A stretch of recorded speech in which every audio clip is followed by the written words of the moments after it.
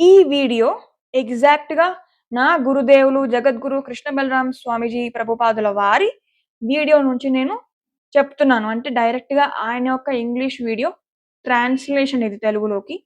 So, మీకు English వస్తే నేను బయోలోన గురుదేవ్ వీడియో లింక్ ఇచ్చాను. మీరు ఆ వీడియో చూడండి. రాధే రాధే అందరికీ శ్రీ గురుచరణ కమలేభ్యో నమః. ఉగాదొచ్చేసింది. ఇంకా మనకి ఉగాది గురించి ఎన్నో తెలియని విషయాలు తీసుకొని నేనొచ్చేసాను. అసలు కొత్త సంవత్సరం ఎలా, ఇంకా ఎందుకు మొదలవుతుంది?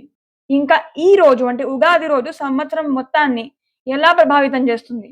భగవంతుడు ఎప్పుడైతే సృష్టి మొత్తాన్ని చేశాడో, అప్పుడు జ్యోతిష్ శాస్త్రాన్ని గూడా ఇచ్చారు మనకి.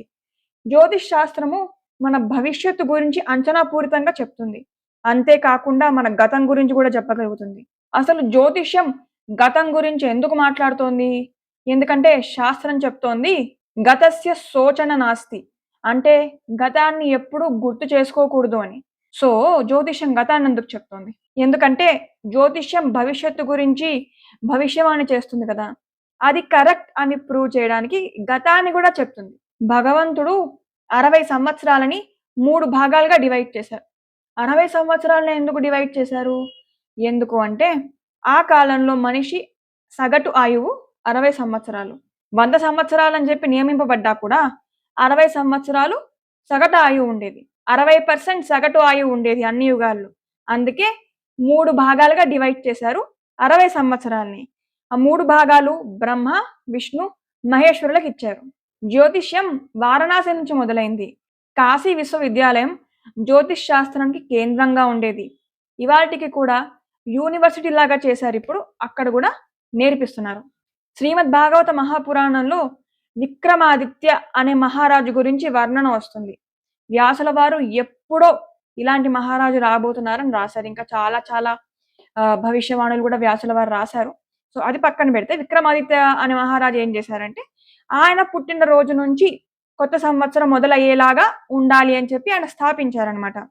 సో, అప్పటినుంచి ప్రజలందరూ ఆయన రాజ్యంలో గూడా స్థాపించుకున్నారు గాబట్టి, ప్రజలలా విక్రమాదిత్య గారు పుట్టినరోజుని సంవత్సరంగా జరుపుకోవడం మొదలుపెట్టారు. ఈ రాజు కంటే ముందు గూడా కొత్త సంవత్సరం ఉంది. అందుకే గదా! బ్రహ్మ, విష్ణు, మహేశ్వరులకిచ్చారని. ఇప్పుడు నడుస్తున్న కాలం రుద్రుడిది. రౌద్రం అంటే కోపం. రుద్రానాం శంకరశ్చాస్మి. కానీ ఈసారి ఉగాది గురువారం రోజు పడింది కాబట్టి, గురువు దేవతలందరికీ గురువు కదా! బృహస్పతి దేవతలందరికీ గురువు. అందుకని ఆయన ఇన్‌ఫ్లూయెన్స్ వల్ల ఏమవుతుందంటే, ఈ కోపం, ఈ రౌద్రం అనేది, ఈ ఎఫెక్ట్ అనేది కొంచెం తగ్గుతుంది. ఆయన నొక్కేస్తారనమాట ఆ ఎఫెక్ట్‌ని. ఇంకా బృహస్పతికి, సూర్యుడికి మంచి సంబంధం ఉంది. సూర్యుడు ఈయన యొక్క మంత్రి. అందుకే ఈ సంవత్సరం వీళ్ళ ఇన్‌ఫ్లూయెన్స్ వల్ల కొంచెం ప్రశాంతంగా, ఇంకా ఆనందంగా గడుస్తుంది. కొత్త సంవత్సరం ఉగాది రోజు మొదలవుతుంది కదా! ఇంకా ఈ ఉగాది రోజు ఏ నక్షత్రాలు ఈ రోజుని ప్రభావితం చెయ్యవు. అందుకే మనం అంటాము ఉగాది రోజు ఏ పని చేసినా మంచి ఫలితాన్నిస్తుంది అని. ఎందుకంటే ఉగాది రోజు సూర్యోదయం నుంచి సూర్యాస్తమయం వరకు మొత్తం మంచి కాలమే. జ్యోతిష్ శాస్త్రం ఏం చెప్తోందంటే, చంద్రార్కౌ యత్ర సాక్షిణౌ సఫలం జ్యోతిషం శాస్త్రం. అంటే జ్యోతిష్ శాస్త్రం అనేది ఈ సూర్యుడు, చంద్రుడు ఉన్నంత వరకు కరెక్ట్‌గా చెప్తుంది. సఫలం అవుతుంది అని అర్థం. కానీ మనం చూస్తే ఈ మధ్య కాలంలో మెజారిటీగా ఏం జరుగుతోంది, జ్యోతిష్ శాస్త్రం ప్రిడిక్షన్స్ అనేవి సరిగ్గా ఎవరు ఇవ్వలేకపోతున్నారు. అంటే అందరూ కాదు, చాలా మంది మెజారిటీ. ఎందుకలా జరుగుతోంది అనంటే, ఇప్పుడు 'విక్రమాదిత్య మహారాజు' సంవత్సరం మొదలుపెట్టారు గదా! ఆయన పుట్టినరోజు నుంచి అవ్వాలని చెప్పి.